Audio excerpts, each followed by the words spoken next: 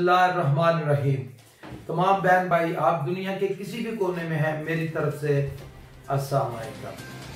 होना क्या चाहिए, और मैं हूं आपका होस्ट चौधरी इजाज़। आज हम एक सब्जेक्ट पे डिस्कस करेंगे और थोड़ा सा ओवरसीज पाकिस्तानियों के बारे में। वो है कोरोना टाइगर फोर्स, जो वज़ीर आज़म ने रज़ाकारों की एक फोर्स तैयार की है। और ये भी तारीख में पहली दफा हुआ है कि 10 लाख से 1 मिलियन से ज्यादा लोग रज़ाकार बने हैं। और उनमें बड़े संजीदा लोग हैं, उनमें इंजीनियर्स हैं, उनमें डॉक्टर हैं, इवन उनमें बड़े पढ़े लिखे लोग हैं, उसमें नौजवान हैं। और ये सब इन्होंने अपनी खिदमात बगैर किसी मुआवजा के रज़ाकाराना पेश की हैं। और मैंने पहले भी इनको खराज तहसीन पेश किया था। और ये सारा इसका क्रेडिट आप देखें कि ये वज़ीर आज़म की क्रेडिबिलिटी है। नहीं तो आज तक तारीख में नहीं हुआ कि इतने ज्यादा लोगों ने अपनी खिदमत इस तरह पेश की हों। अब आज वज़ीर आज़म ने बड़ी क्लियरली तमाम पार्लियामेंटेरियन को एतमाद में लिया और इस प्रोग्राम का आगाज किया कि ये जो रज़ाकारों की फोर्स है ये किस तरह काम करेंगे। तो मैं इसमें थोड़ा सा होना क्या चाहिए, मैं सिर्फ ये गुजारिश करना चाहूँगा। वैसे मैंने वज़ीर आज़म साहब से रब्ता भी किया, व्हाट्सएप पे मैसेज भी दिया कि होना ये चाहिए कि थोड़ी सी वो नौजवान जिनको तजर्बा नहीं है उनकी थोड़ी सी ग्रूमिंग होनी चाहिए, थोड़ी सी तरबियत होनी चाहिए ताकि वो सही काम कर सकें। वैसे वज़ीर आज़म साहब ने क्लियर इंस्ट्रक्शन दी हैं, इंतज़ामिया उनके साथ तामन करेगी और ये लोग हकदारों तक हक पहुँचाने में जो हुकूमत अपने उन बहन भाइयों का, उन मजदूरों का, उन काश्तकारों का, उन लोगों का जो जिनकी नौकरियां नहीं रहीं या जो कोरोना की वजह से जिनके ऊपर आफतें आ पड़ी हैं, जो दिहाड़ीदार मजदूर हैं, इनके लिए जो हुकूमत ने प्लान 2 कायम किया है या जिसका आगाज होने जा रहा है वो ये है। पहले तो जैसे जो गवर्नमेंट के पास डेटा था और तकरीबन 100 अरब रुपया गवर्नमेंट ने डिस्ट्रीब्यूट किया।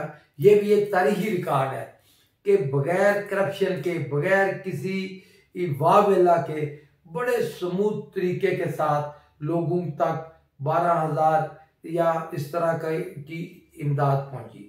अब दूसरे मरहले में इन लोगों के पास भी पहुंचेगी और रज़ाकार कोरोना टाइगर ये इसमें बड़े हेल्पफुल साबित होंगे कि अगर कहीं कुताही हुई है तो, या आप देखें ना बहुत सारा काम अब ई गवर्नमेंट है, वैसे भी हुकूमत जो है ई गवर्नमेंट की तरफ आ रही थी, दुनिया सारी ऑनलाइन चली गई है। और वैसे भी कोरोना ने दुनिया के ऊपर जो आफत नाज़िल की है, आप देखें कि गैदरिंग तो तमाम डॉक्टर कह रहे हैं कि एक ही इलाज है कोरोना का कि आपस में मेल जोल कम करें, फासले बढ़ाएं।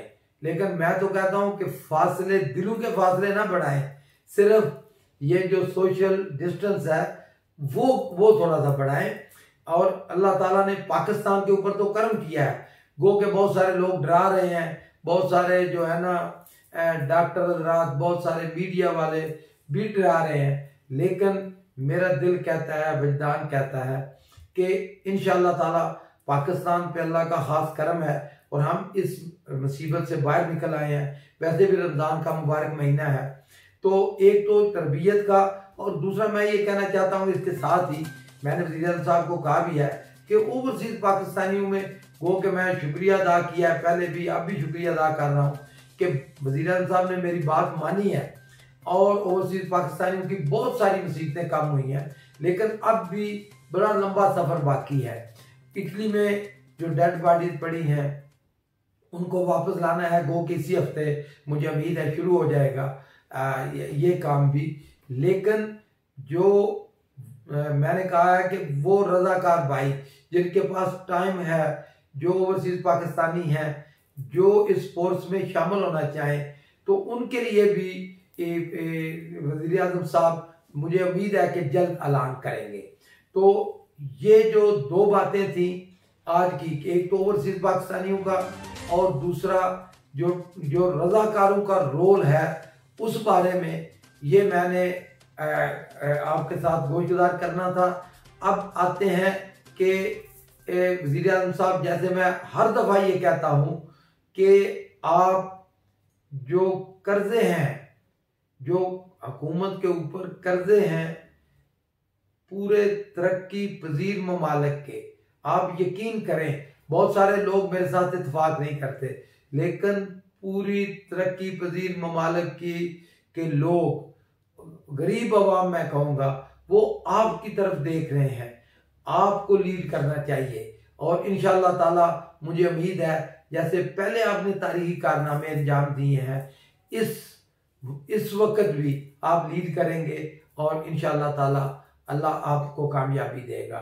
और दूसरी जो बात, आप अगर सबको भी छोड़ दें, ये जो पावर प्रोड्यूसर हैं इनके ऊपर शिकंजा, हुकूमती शिकंजा, क्योंकि असल अवाम का खून इन लोगों ने निचोड़ा है। ये सारी, अगर हमारे मुल्क में अच्छे अस्पताल नहीं है, अगर रोजगार नहीं है, अगर महंगी बिजली है, तो ये किस तरह मुमकिन है, हुकूमत के पास सेविंग किस तरह आएगी। तो आप तमाम बहन भाइयों का बहुत शुक्रिया। अल्लाह आप हम सब का हामी नासर है।